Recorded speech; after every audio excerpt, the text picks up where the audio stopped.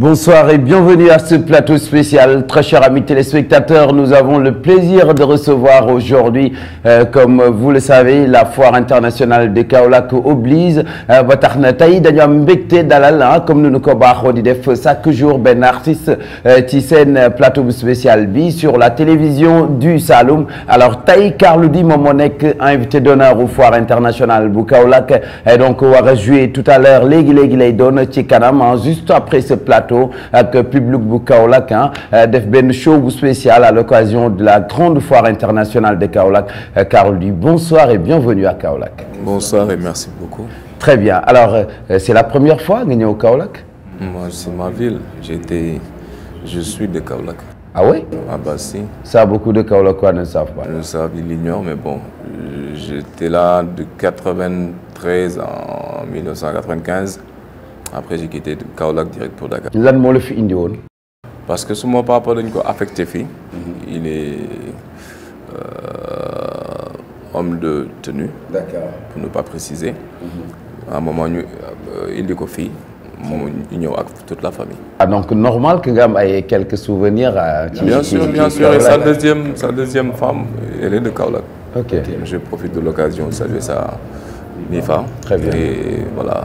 Alors est-ce que bëri na li nga fi ñëw pour jouer à part en France boobu noonu nga. Début 2004 ba 2005-6 dama fi doon ñëw presque chaque année. Mais depuis lors gëj naa fi ñëw quand même. Très bien. Alors Carlou D ci musique bi tey bu ñu ci ñëwee on voit peut-être un autre Carlou D peut-être yow mën na nekk ci yow changé woo benn yoon mais nous ñi nga xamante ne nii ñu ngi suivre donc sa carrière musicale on voit un autre Carlou D, un style particulier, un style différent. Lan moo waral loolu noonu par rapport ak ses débuts quoi. Ouais, parce que man je te remercie pour la précision parce que damay soxla ñu may wax loolu. Parce que bëgguma di def tout le temps la même chose. J'aime bien changer d'idée, évoluer, voyager avec mon art, le métier que j'aime, que j'ai choisi, que j'assume avec respect et dafa laaj évoluer parce que changement yi dafa bari, évolution yi dafa bari. Donc du coup nekk na métier boo xamante ni ku ñëw ak li mu soxla ñi ngay servir dañuy bari goût yi dañuy bari donc du coup il faut nga def recherche yu bari et voilà loolu moo waral Carlou D. Je dirais plutôt évolution que changement. Donc nekkul changement évolution la. Très bien mais il y a beaucoup de gens qui le voient autrement je sais pas pourquoi lu tax. Bah c'est eux. Okay. C'est eux, c'est leur vision à eux et je ne suis pas le seul bu ñuy wax loolu. À chaque fois qu'un artiste arrive à un moment où dans sa carrière professionnelle mu jël des décisions yoo xamante ni dafay impacter benn partie publique am souvent ñooñu dañuy revendiquer à ce qu'il reste le même et ça n'arrange pas beaucoup d'artistes. Avec ton public mosul am problème ak ce public bi nga. Au début c'était difficile. Au début parce qu'ils voulaient voir Carlo dans le même style. Tu vois, mais bon, maintenant ça va. Ils ont suivi parce que je pense que nit ki boo ko bëggee war nga am ci moom confiance. Confiance ci suñu demee ba le public di exiger artiste bi ce qu'il doit faire. Moi je me sens plus comme artiste. Mais je pense que l'artiste doit proposer et le public doit suivre. Ñu ne ba gisatuñu seen bopp, ils ont le droit de décrocher. Et ce qui nous lie, c'est de la bonne zik et une bonne représentation et un grand respect et di lijjanti li ñuy soxla. Et je pense que point yooyu mooy li ma gën a amal solo ci suma carrière ci lay focus tous les jours. Carlou D, on le voit très souvent à l'extérieur. Vous évoluez très souvent, dañuy gis ngay voyager maintenant un peu partout. Alors c'est les projets musicaux, c'est quoi exactement? C'est la suite parce que dama commencé une musique qui marche très fort chez moi, hip-hop music. Mais chaque pays a sa propre façon et ses réalités. Bi ñu demee ba bëgg internationaliser suñu musique, il a fallu ñu changer sonorité yi ak objectif bi. Ce qui fait que musique bi dañ koy mën a exporter. Ce qui explique aujourd'hui pourquoi Carlou D di bouger un peu partout. Yan ñooy pays à l'étranger yi ngay gën a évoluer? partout. Et ñu ngi accepter nice li ngay def. Accepter ñoom tolluñu ci niveau accepter la musique de quelqu'un. Il demande à savoir. Il demande à savoir. Il demande à comprendre l'histoire de l'artiste, d'où il vient, qu'est-ce qu'il propose, origine, sa culture. Et ça, yow mi ñëw yaay indi quelque chose pour convaincre, pour intéresser ce public bi nga xamante ni dafay recevoir. Mais nekkuñu ci, tu vois, c'est un peu pessimiste, accepter.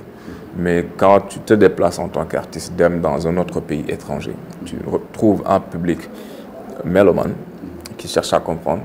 Boo xam ne chaque jour day déglu et ñoom bëgguñu déglu toujours la même chose. Ok. Tu vois, ils bëgg comprendre déglu yeneen sonorité, découvrir yeneen univers musicalement. Loolu moo intéressant ci brassage boobu. Très bien. Très bien. Alors ce premier voyage bi nga njëkk a def bi nga commencé musique Carlou D à l'étranger, comment ça a été? Yaa ngi am souvenir au début, je pense bien sûr. C'était où? Afrique la fii. Dëkk bi ma njëkk a jël avion génn. Ouais, bi nga commencé sa carrière musicale. Bénin la, c'était avec le Positive Black Soul Radical. Bénin laa njëkk déplacé wu ak plein. Une semaine après suñu retour ñu dem Paris. Après depuis lors ñu bouger un peu. muy continuer. Très bien. Alors maintenant Carlou D album bu bees sa album bi nga ko génnee ak léegi donc je pense naka la ko public bi recevoir wala ce public yow naka lan ngay jot comme retour par rapport ak album bi. waaw album bi bëri woon na polémique. Lequel? Polémique pas ci. Lequel des albums? Ban album? Ce dernier album. New Day. New Day exactement. Wow, ça fait maintenant bientôt 3 ans, non? Mon nekk sa dernier album. Très bien. Génn naa fi ay maxi. Génn naa fi maxi mois de décembre bi. Et l'album. Donc je parle de l'album New Day qui a fait beaucoup de polémiques ci. Avril 2013 14. waaw parce que moment yooyu da nga toog benn moment bu yàgg gisuñu Carlou D 2 ans pratiquement gisuñu Carlou D moment yi foo nekkoon. moment yooyu maa ngi woon di préparer suma album. 2 ans yi bëriwul woon. Pour man sax dafa tuuti parce que j'ai pas eu le temps def li ma bëggoon def yëpp. Jël nañ suñu bagage yëpp daal. À un moment toog composer 1 an enregistrer 1 an. génne album bi mu defal ñu yeneen porte aussi. Polémique bi amoon ci album bi après noo ko dundee les gens qui parlaient de je veux même pas parce que man yooyu du ma ciy bëgg a dugg mais peut-être ça intéresse le téléspectateur Kaolack quoi bi nga xamante ne nii mu ngi lay seetaan donc polémique bi Carlou D New Day c'est un album maçonnique genre affaire yooyu noonu naka nga dundee woon loolu. Bon li ma koy dundee mooy li ma daan toog di déglu des artistes de la musique, du sport, des politiciens, en tout cas homme public en général. À un moment de sa vie, day dund du n'importe quoi. Et ça, il faut un mental supporter quoi et continuer. Parce que quand on parle de ce genre, je pense que c'est un peu personnel. Et c'est tellement sensible que doo xam fan ngay duggee pour expliquer pourquoi. La question que je me pose mënoon nañu wax lu nekk mais pourquoi ça? Quoi ñu jékki-jékki rek ne Carlou D faramaçon la di def ay vidéos di expliquer un peu partout ci internet bi. Pourquoi ça? Moi-même j'ai pas compris. Ah ouais? Ah bah non. Mais bon Sénégal la ñu nekk gis nañ fi lu ne et du tey lay arrêté ça va continuer maa ngi gis ay boy yu doog a juddu ñu leen koy wax aussi il y a pas longtemps peut-être moyen la pour stopper yenn artistes yi parce qu'ils sont peut-être trop puissants pour ñoom. Ils ont essayé de nous arrêter ci côté bu nekk ça n'a pas marché maintenant dañuy jéem a jaxase public bi par rapport ak ku si oyof mind da nga koy gëm. Parce que man sama bopp bi ma gisee vidéo yi ñu def documentaire jël seen temps étudier j'étais what the hell is this? Seetaan nga vidéo bi ba mu jeex. Si. Ok. Doo comprendre.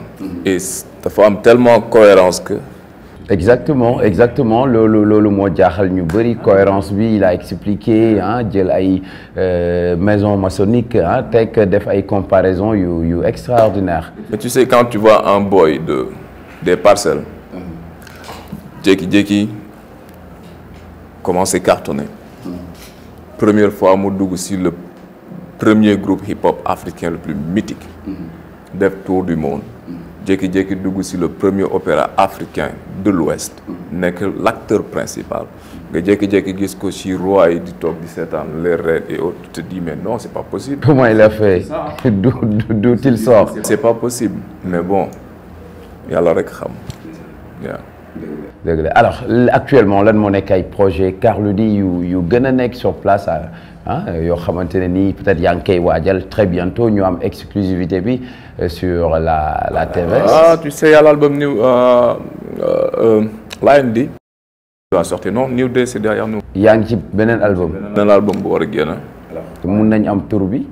Lion D. Lion D. Lion D ça veut dire exactement. Lion Carlou D comme le lion.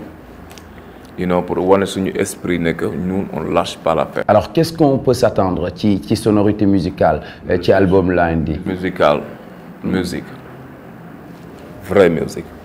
loolu mooy suñu mission. apporter quelque chose de nouveau. Depuis le début Mr Benen Vibe. That was my name. et ba léegi c'est du Benen Vibe yeneen style. tout ce qu'on fait partout fu ñu dem on voit autre chose. et loolu mooy suñu mission quand à toog di wax musuñ ma xam si loolu et du ay wax moom it you know non. tey boo doon def comparaison musique sénégalaise ak pays yu bëri yi nga voyagé donc au niveau national à l'international je veux dire par exemple ñu des ci Afrique musique sénégalaise ak musique africaine boo ko doon comparé tey. sénégalaise et africaine. waaw. pays yi nga jot a dem ah pays yi nga jot a dem yi ci bëri waaw. en Afrique. en Afrique waaw. bon Sénégal il faut savoir une chose on a un problème. et c'est quoi notre problème. Musique sénégalaise et c'est pas que dans le monde de la musique ah si sport t'as vu barki démb. ak li ñu am comme équipe bu taxaw Cameroun daf ñu fa fekk ñeef ñu. et du dara lu dul mental. le moment où notre frère qui est là qui représente le pays. le reste des frères qui n'ont pas eu la chance ou qui n'arrivent pas à faire comme lui essaient de le défendre de le descendre avant que muy jot boobu pour représenter le Sénégal c'est ça notre seul souci et si domaine yëpp. ça veut dire que xol yi ñoo nekkul benn. xol yi nekkul benn hypocrisie bi dafa bari lâcheté bi dafa bari au fait des fois da ngay dem ba un moment nga ne pourquoi me chercher pour tekki je devrais juste rester chez moi comme un paresseux comme tout le monde et croiser les bras te duñu may jox lekk ci ay naan ma toog di casse comme ñëpp pour am jàmm quoi. si jamais tu décides de faire la différence ou de t'en sortir Dieu t'es l'ennemi à battre quoi. I don't know lu tax ñun ñu gëm loolu ak ñuy demee noonu xool moo ñu tee si football si bëre bi gis nga engouement bi mu amoon nit yëpp gis booy di génn si banlieue bi di si réussir. tu vois un boy de la banlieue 2 ans mu dugg ci lamb di touche ay 200 et quelques millions. commencé nekk millionnaire multimillionnaire gars yi tas lamb bi yàqu ko ba benn boy commencé wul maintenant ils ont des soucis pour organiser lamb bu mag tu vois dara du dox Sénégal nothing. extraordinaire doy na waar alors tey boo amoon benn message booy lancer la jeunesse kaolackoise parce que yaa ngi Kaolack et donc seen comportement je sais pas forever lu mu mënti doon lan lay doon. mooy ñu gëm seen bopp Kaolack dama yàgg dégg que c'est la 2e grande ville du Sénégal et ndaanaan yu bari jaar nañ fi man dëkk naa fi xam naa mentalité bi booy yor fii. jaay ban mentalité la yor. ay Saalum lañ. Saalum ñafe. Saalum dafa mën ñafe loolu mooy daw suma deret mooy daw ci deretu booy Kaolack quoi yëpp donc nañ ñeef incha allah léppay baax. très bien benn freestyle pour la télévision du Saloum. oh. TVS. Feel free, show us your real face and deal with it. It's unbelievable how human attitude is going down. It's an amazing problem to recognize babies to enemies. She gonna kill me. Wife to criminals, girls to boyfriends, religion to passion. Life is life. There is just one. Do you know? Do you know? Nobody cares about nobody but himself. Who cares? I don't care. Jaajëf Carlou, ça a été un plaisir ñu dalal la donc ci télévision du Saloum. Et donc merci vraiment et voilà, bon séjour à Kaolack. Merci beaucoup. Public bi ñu ngi lay xaar du ñu la retenir, dañ lay bàyyi nga dem def ce show hein. Allez, merci à tout le monde, c'était tout pour ce soir. Carlou D donc la ñu doon dalal ci plateau bu spécial bi ni mel sur la télévision du Saloum à l'occasion de la 2e édition de la grande foire internationale de Kaolack. Merci et à très bientôt. Bonsoir.